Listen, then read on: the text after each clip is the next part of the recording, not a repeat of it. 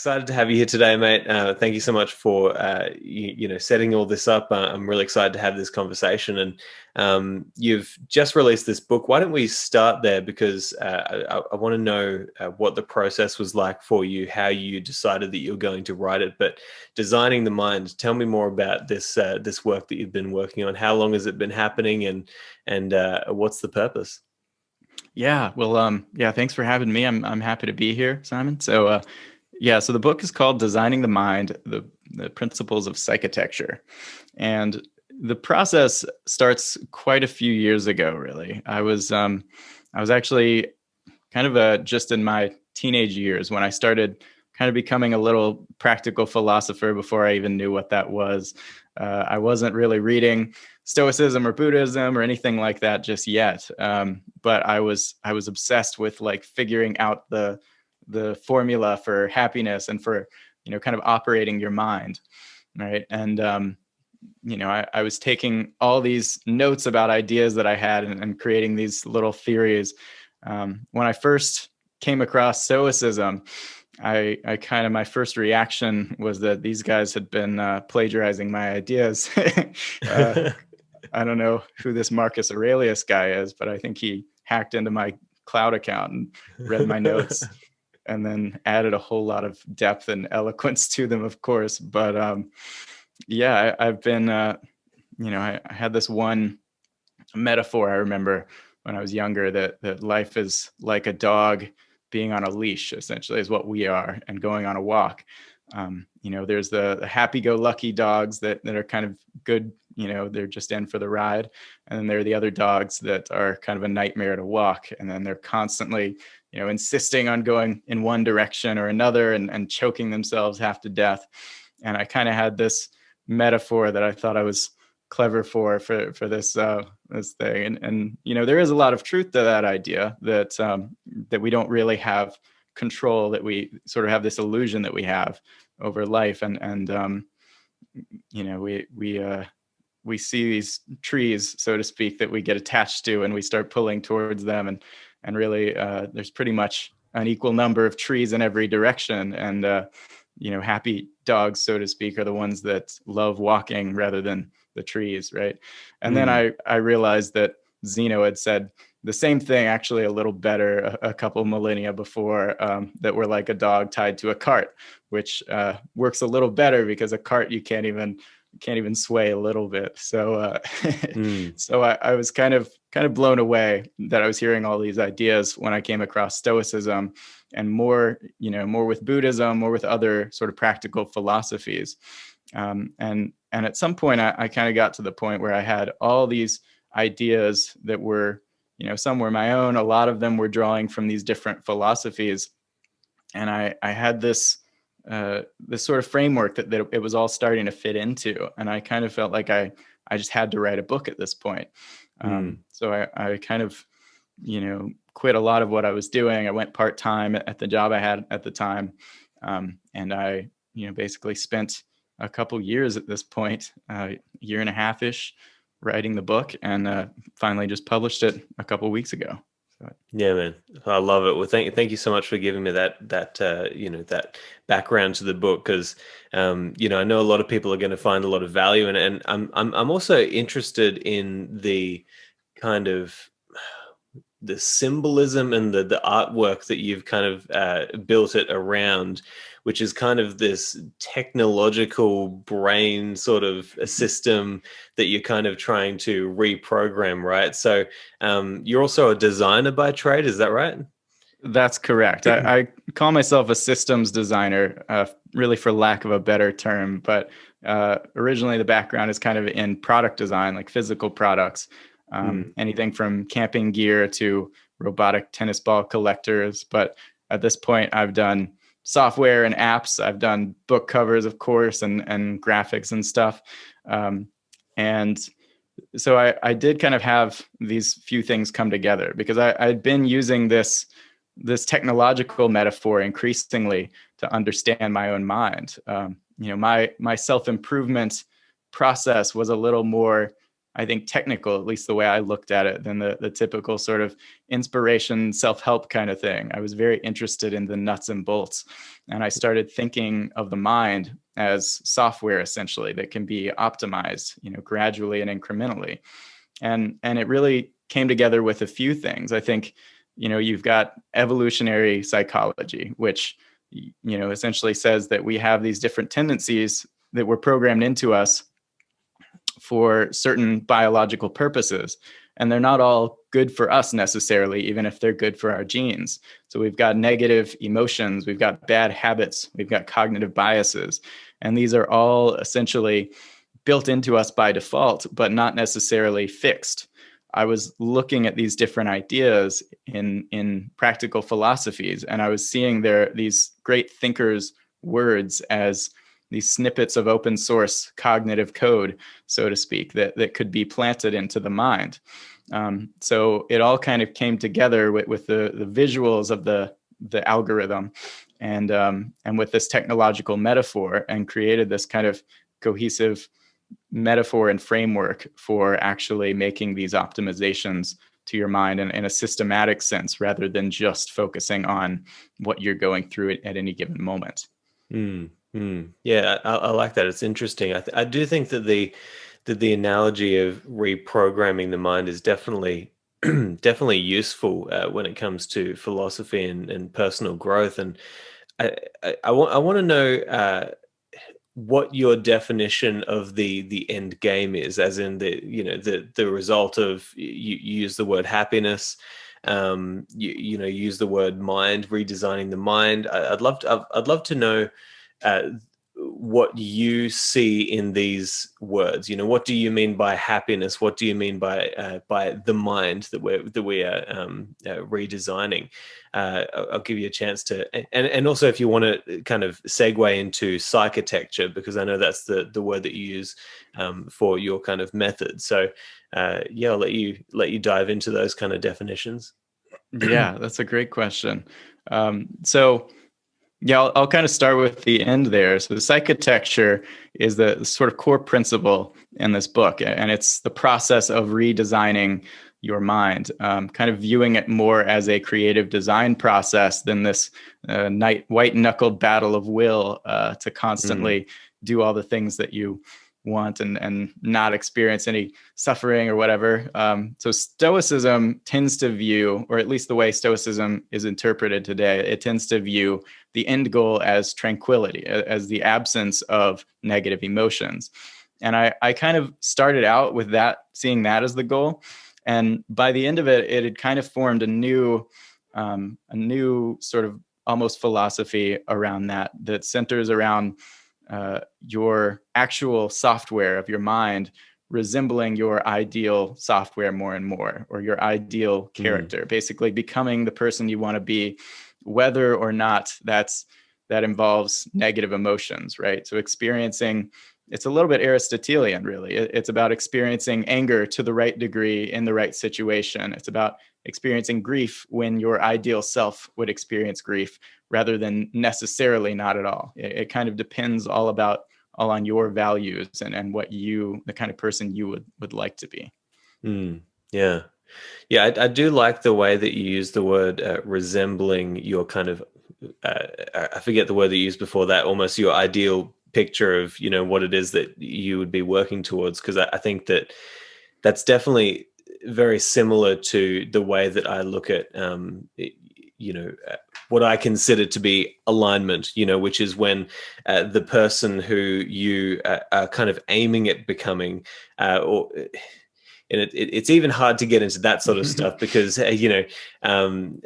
do you, what makes you think that the person who you're aiming to become is anything like the person that would be happy and fulfilled, but Right. and so there's a question of aims there, like what are we actually aiming at? But the way that I see it is that you kind of want to bring yourself into alignment with the person who you think that you should be, or that you're at least moving towards as an ideal.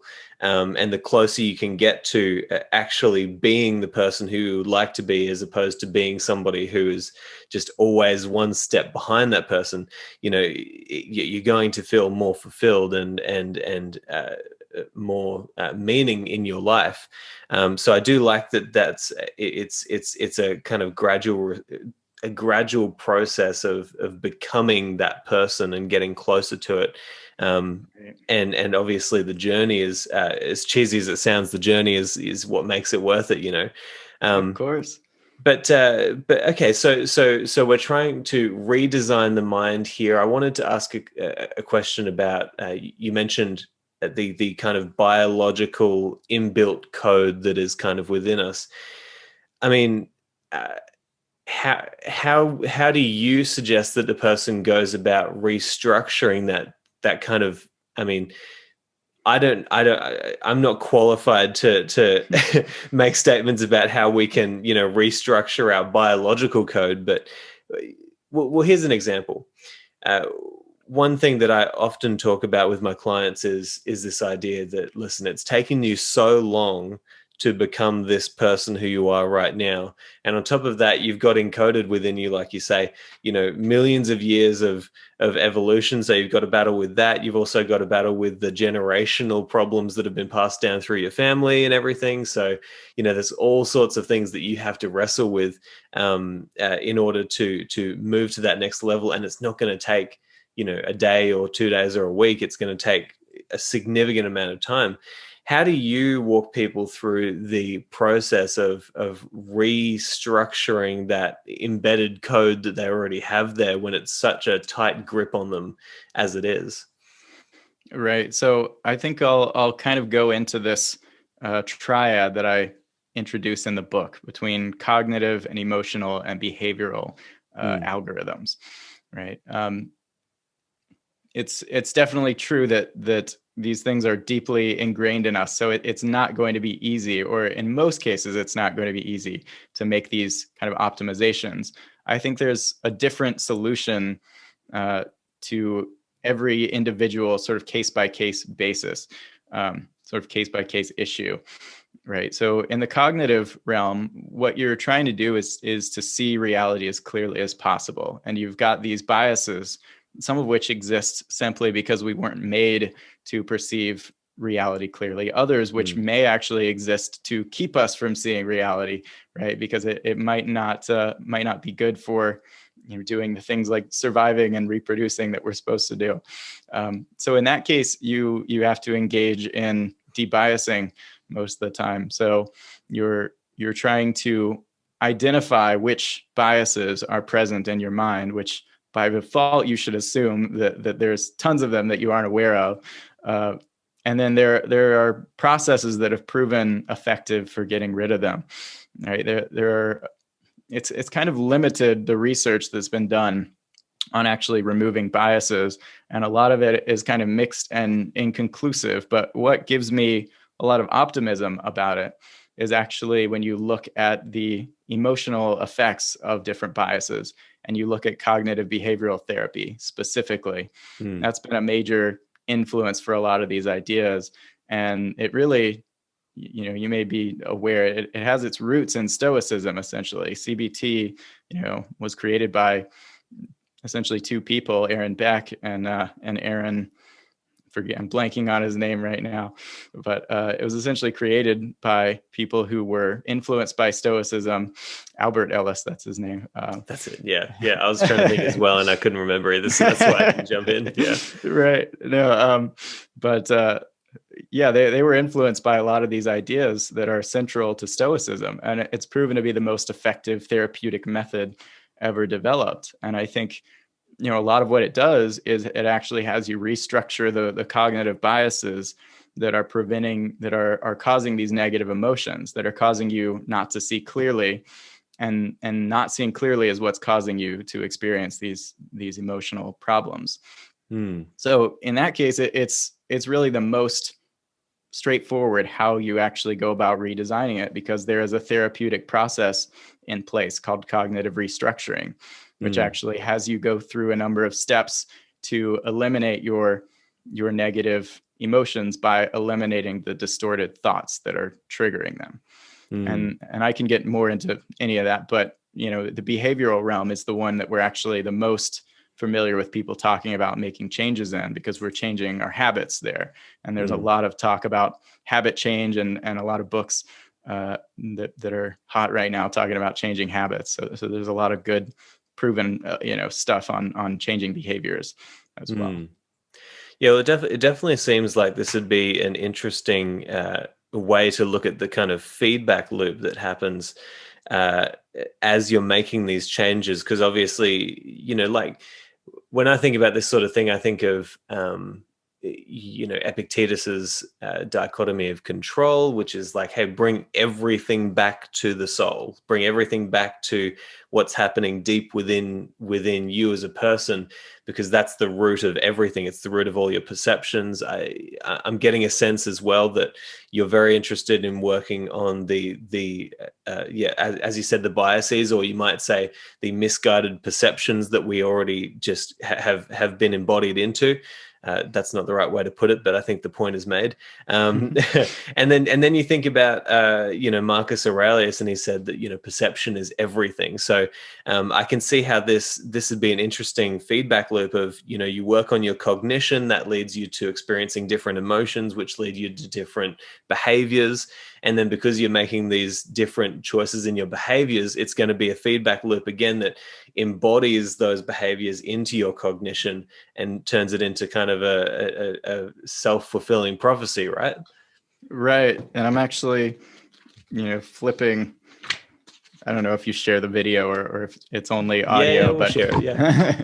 Nice. But I'm flipping to a page where you can see this like super complex chain of interconnected algorithms that is based on a real patient, where basically some distorted thoughts at the beginning are resulting in, negative emotions, which are then resulting in these harmful behaviors like self-harm and addiction. So there is this sense in which many of these algorithms, many of these tendencies and habits do have this sort of chain reaction and do end up feeding back into others.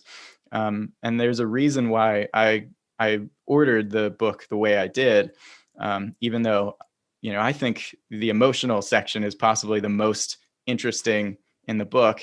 I think you have to deal with the cognitive realm first, because so many of our emotions and so many of our behaviors that we don't like are the result of misguided beliefs and distorted thoughts. But they're absolutely, and again, I'm coming to Aristotle. He said that the mind was essentially a bunch of habits. Essentially, people and their character are a conglomerate of interconnected habits. And that idea always really resonated with me too. And it has made me think that the algorithm metaphor may even be more fitting. It may sort of invoke this software where you've got inputs coming in and outputs going out, but there are a lot of different processes happening in between that are affecting our feelings and our moods long term, and our actions and all these things. Yeah, well, I definitely agree that I think it can be appropriate to look at everything as if it's just a pattern that is, kind of jumping into the system of code, you might say, and repeating itself over and over. I mean,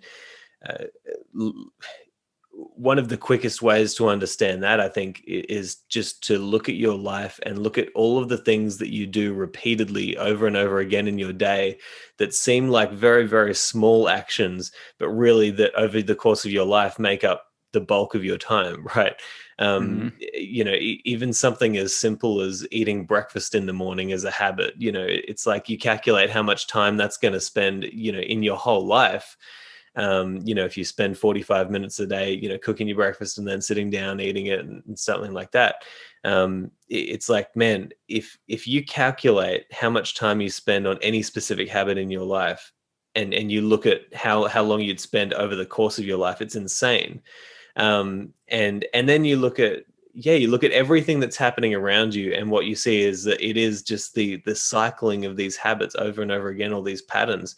It's such an interesting way to look at it. But we've mentioned, okay, so you've mentioned Aristotle, Zeno, Epictetus, highly influenced by the Stoics. Who are some other influences that you had for this book that really changed the way that you thought about life?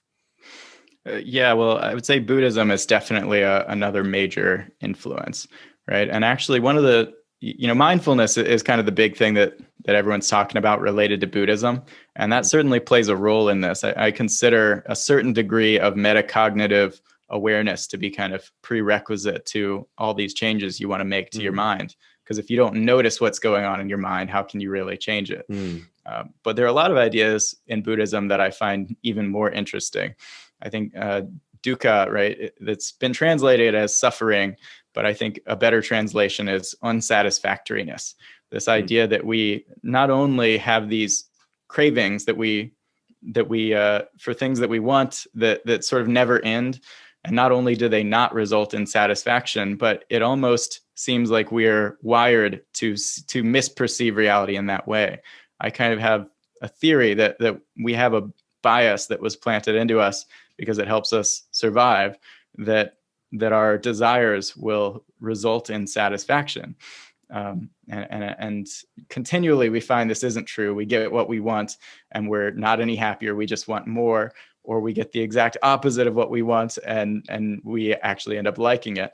Right. But we have Mm. this confidence that is so persistent. It makes you think that it was wired into us. And in order to really lead a good life, I think you have to find a way to change the hardwiring in that sense, to get rid of those biases and actually keep with you these ideas that you reflect on for a minute when you're reading, an inspiring book, and then you kind of move on with your life and go back to the same mistakes.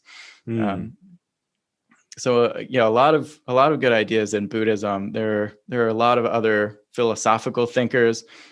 Nietzsche has been a big influence as well. Mm. He was That guy's a critical. trip. Yeah, he sure is. Yeah. That's a great word to describe him.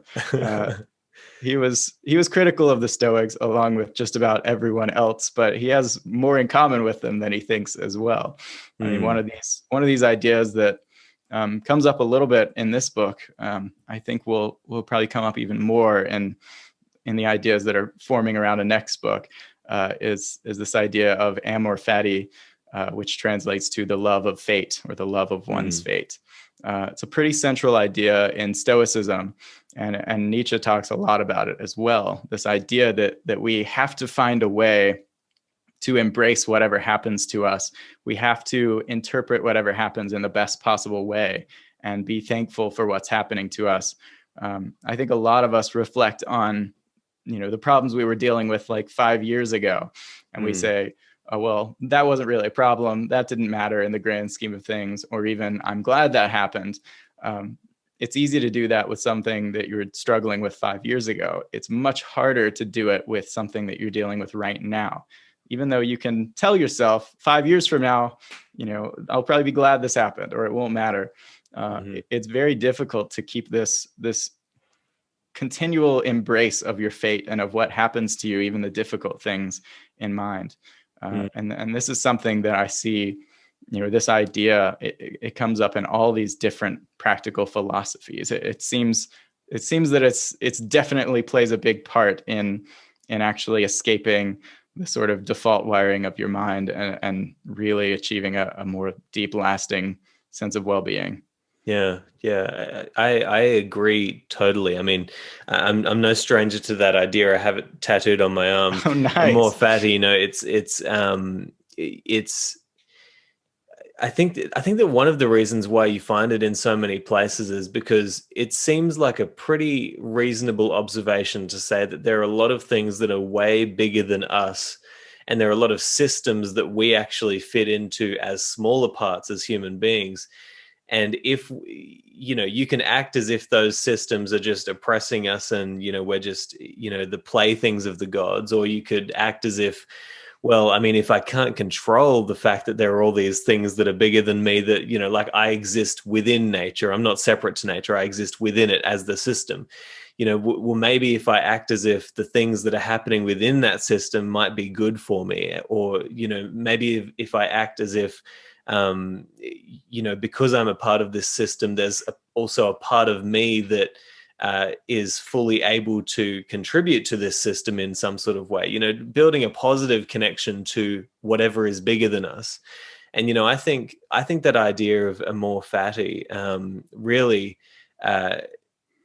Well, one of the things that I thought about that idea was that it really sounded very similar to what I was taught when I was growing up as a Mormon, which was that you follow God's plan for you. There's going to be all Yep. sorts of things that are in your way. There's all sorts of barriers, right? But in the end, just act as if, hey, maybe it could be good for me. Maybe something's happening here that if I go along with it, like the dog in the cart, and if I choose to pay attention, maybe I can get some value out of this because it's God's plan.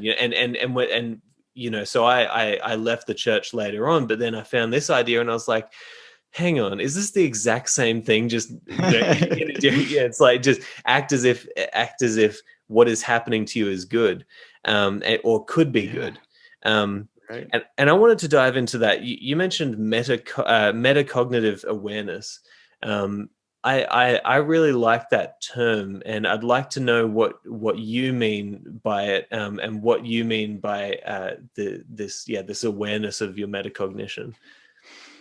Right. So metacognitive awareness is basically thinking about thinking, or awareness of your own field of awareness, right? It's essentially what you're trying to achieve when you do mindfulness meditation, which has gotten sort of turned into this relaxation method today and culture. But I think the primary goal of it, as I see it, is to get a better understanding of what's going on in your own mind.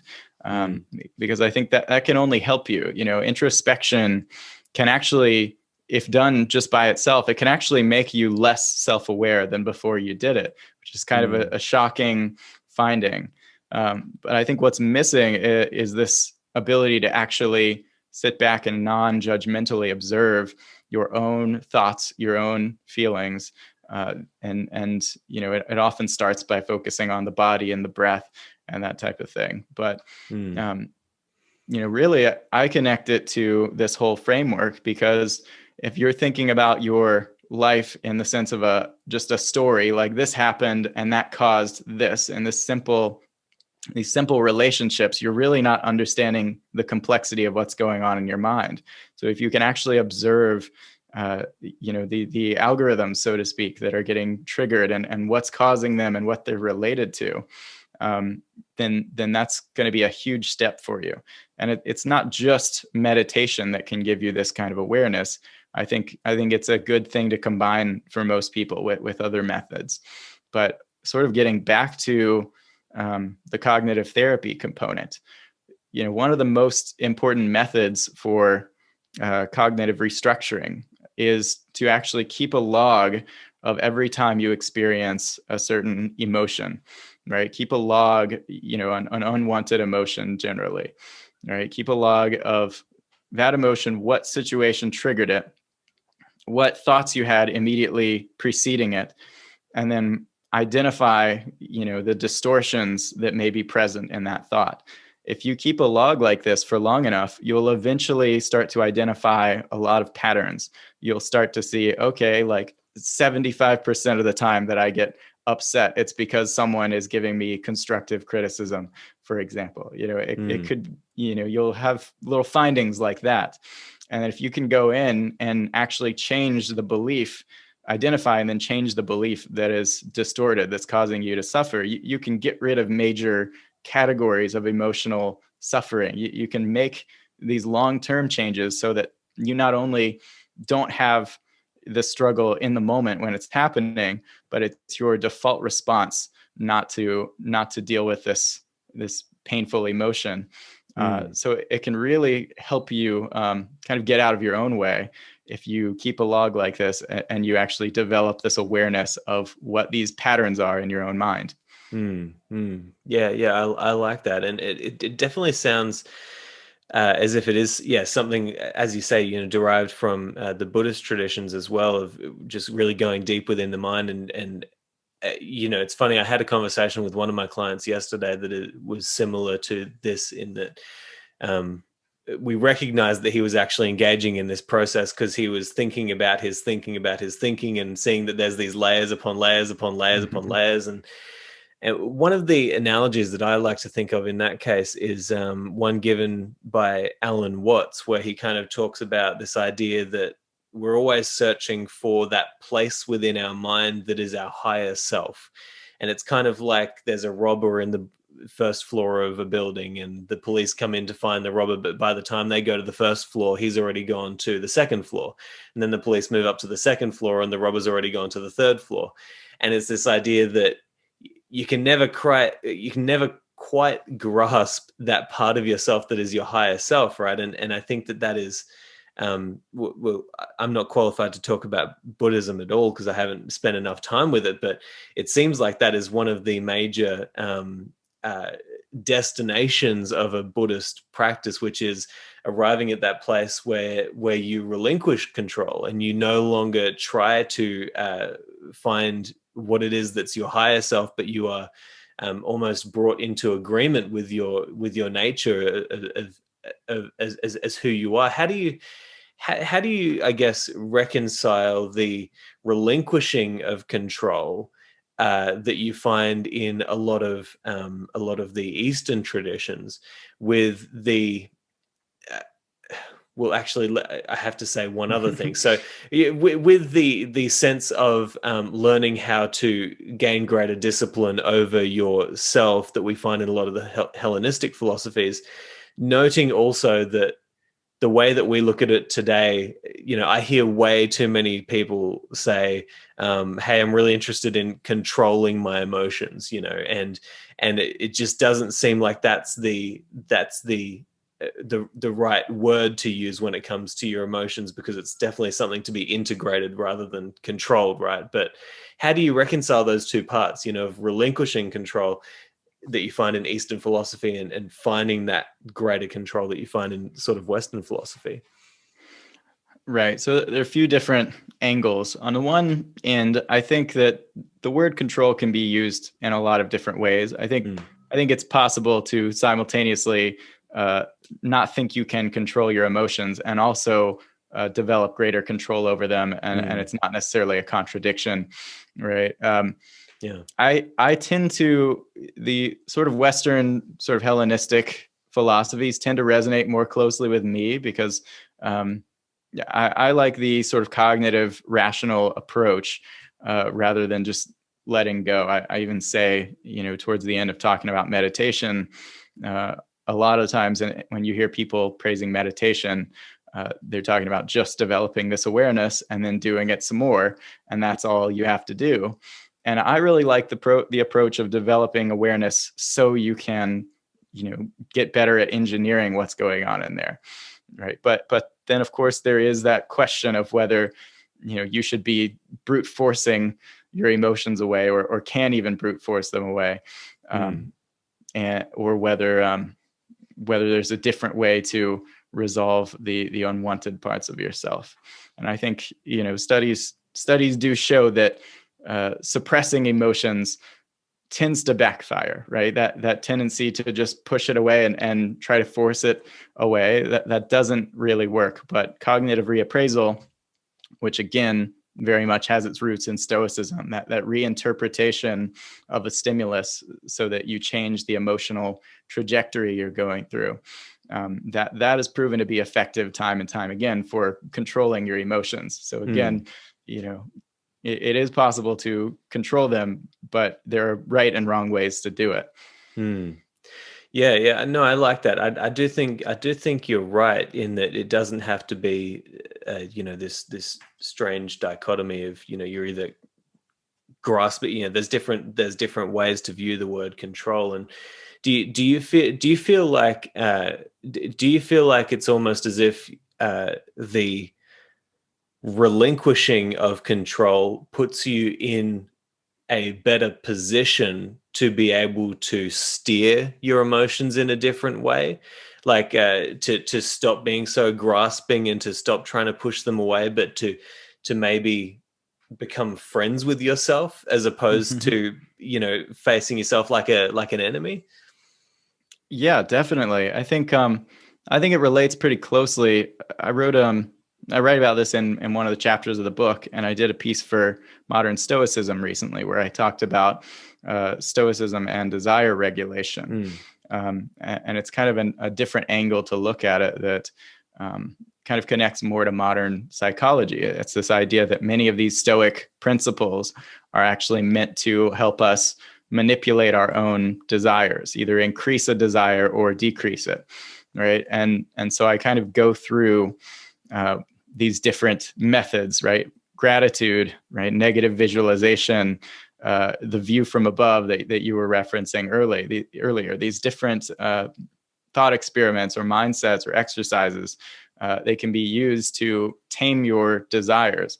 So, the traditional way of dealing with desires, of course, is to just try to get everything you want. And that's this sort of grasping, controlling approach that tends to be problematic, right? If you actually try to control the desires themselves, rather than trying to get everything you want, you can get what you want much more easily without the strain and the suffering that we tend to think goes along with our desires, right? So, gratitude is a great way. It's a great habit to build, like a weekly gratitude practice, simply because it increases your desires for what you already have and decreases your desires for what you don't have.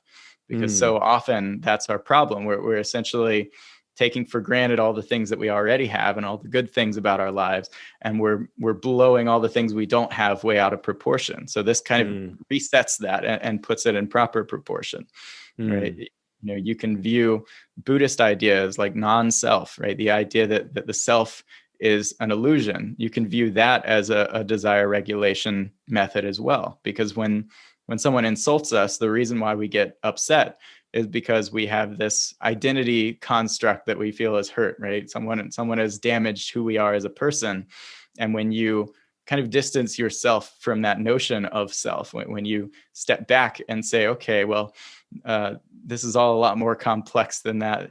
A person is not a story, right? There's all these different complexities. You can turn down that desire to be this perfect individual that no one would ever criticize, right? So there are all these different methods for it's kind of controlling and not controlling simultaneously, because you're grasping less over what you want, but you're also domesticating your desires.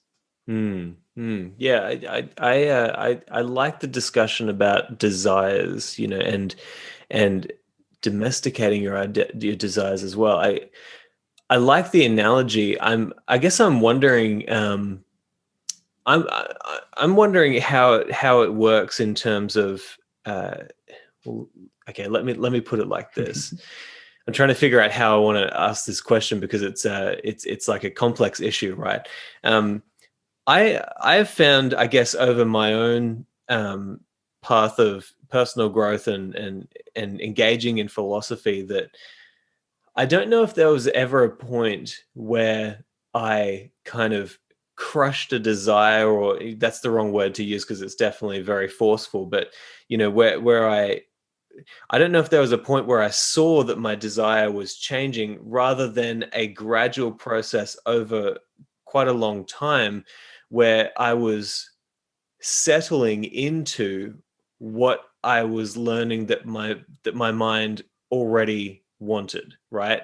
And that there were, you might call them these cognitive biases, or almost these mindsets and these states of being that were pulling me in all kinds of directions. The biggest thing that I found that helped me was learning to watch myself as if I didn't actually know who I was, right? And watching as I did things throughout my day, what were the things that I seemed to, by my actions, find great value in and find meaning in, and what were the things that, even though the thing that I thought was me was saying you should do this, I just didn't do, right? Because there's all sorts of things that we do like that, right? And we no matter how many times you say to yourself, hey, you need to remove this habit, you need to stop doing this, you need to stop doing this.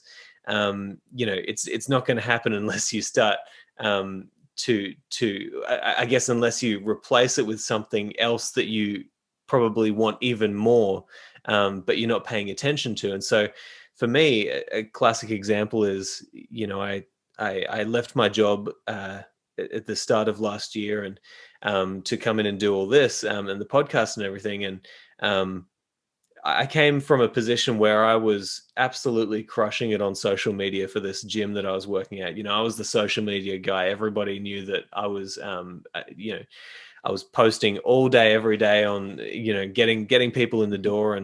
And so I was like, cool, I'm going to take that over to my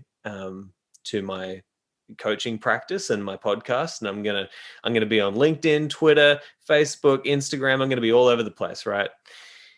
And then I just was watching myself, and I hated social media. I just didn't want to be on there, and I wasn't doing anything with it, right? And philosophy was pulling me in a completely different direction, right? Now I desired to be doing stuff on social media because it was going to be, good for business, but I really didn't desire that. If I paid attention, it took me a whole year to realize that and to remove myself from these social medias and to focus on something that I saw that I was already heading towards, which was, doing more meaningful work in the areas that I actually cared about.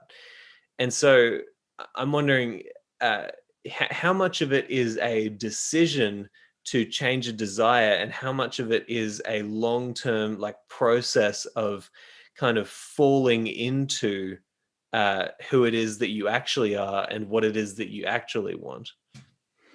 Right. So that actually gets into what I write about in the third section, and actually, changing your behaviors and when you should.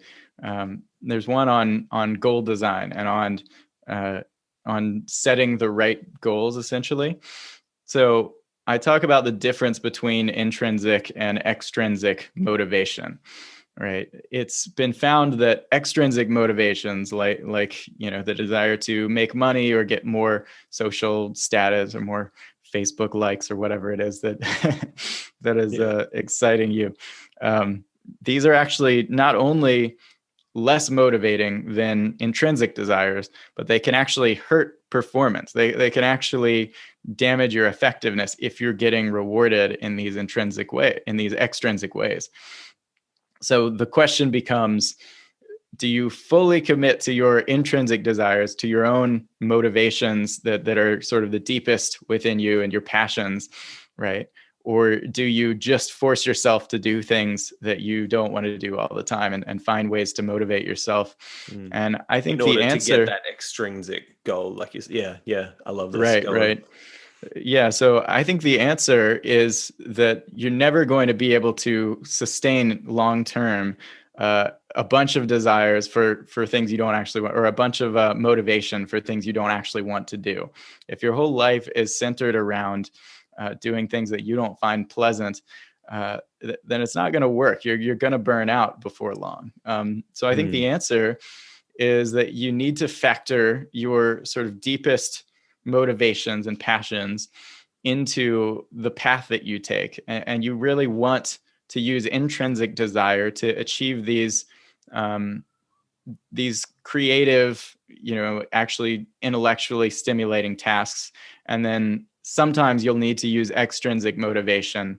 You'll need this sort of carrot and stick motivation in order to do the instrumental tasks that you need to achieve that big intrinsic goal, right? But ultimately, I think, what I kind of lay out as a method for actually setting these goals is that you really don't want your desires to have anything to do with them. You really want your values to be this sort of top level determinant of your goals. And I think, it can be hard to distinguish at times, but I think desires have this sort of hot motivational pulling force. They're like these screams that you can't ignore, and your values are often the whispers that are hard to notice.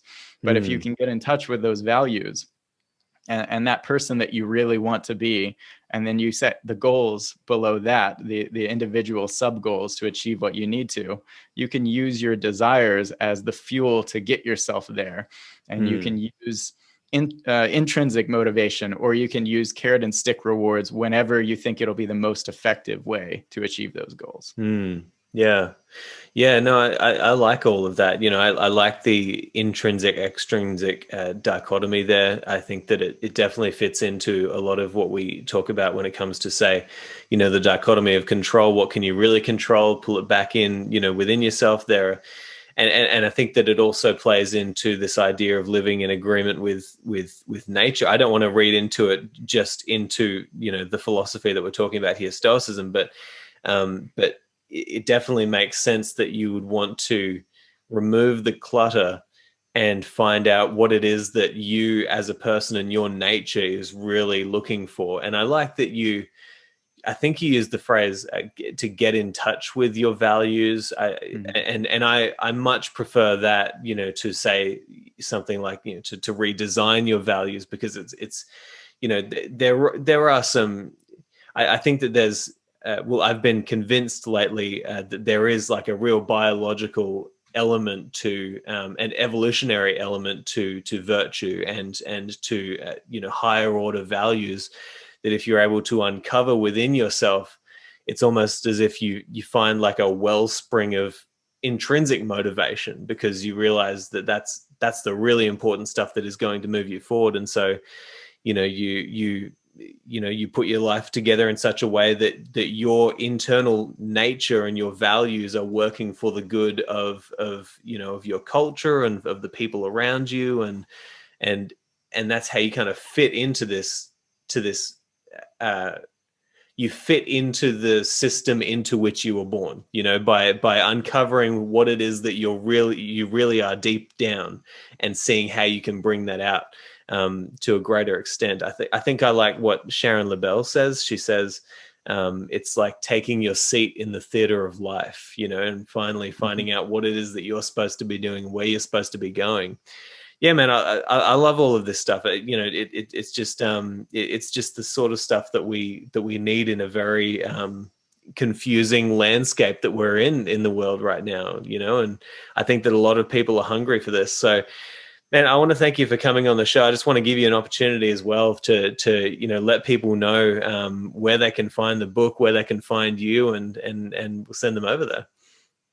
Yeah, and thank you so much for having me, Simon. It's been a great conversation. Yeah, man, and Um, we'll have to do it again. Seriously, it's been awesome. Definitely, I'd be interested in that for sure.